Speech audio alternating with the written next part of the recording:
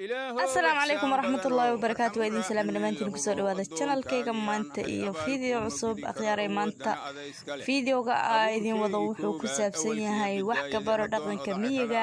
ma dhaqanka baadiyaha hadii sida taqaanaan qaybteeda labaad ma sha Allah maanta waxaan wadnaa waxa waay sida looda loo liso meel hore waxaan isoo gudbinay sida oo ariga loo liso maanta ma sida looda loo liso ama loo maalo hadii sida taqaanaan bismillaah awalan wala dabraya looda dabar allaha waxa uu wiilka xiraayo waxa lahaa dabar kadib waxa lagu deynayaa weeshiya lagu deynayaa waxa waa weel looda waxay dhashaa weel iyo dibi ay dhashaa markii looda maxaa lahaay xoga soo weynaad waxa lahaa qaalin ma sha Allah kadib waxaan ku yiri waa la qabanayaa qof kale ka qabanayo waxaas uu wiilka gacanta ku hayo waxa waaye aameel ama bure sida u taqaanid waxa lagu lisaa ama lagu maalaa looda ariga sidoo kale waa lagu maalaa bure allaha ama aameel sida u taqaanid ma sha Allah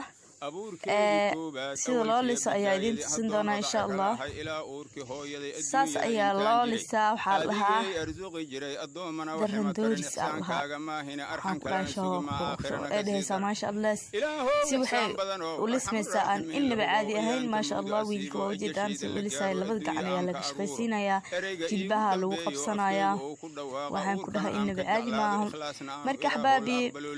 waxa way dhaqankeena waa dhaqan aan inaba caadi ahayn ما شاء الله waxaway inta baadiyaha joogo insha Allah waa idin soo gudbin doona wax kasta oo beero iyo maxaa lahayd baadiyaha wax kasta oo saabsan waa idin soo gudbin doona insha Allah adinkana waxaan iga rabaa in aad maxaa lahayd sidaan idinku hagar baxoyo oo wax kasta idin tusay insha Allah idinkana inaad subscribe like share comment-iga dhac ku siisan insha Allah. Wassalaamu calaykum waraxmatullaahi wabarakaatuh.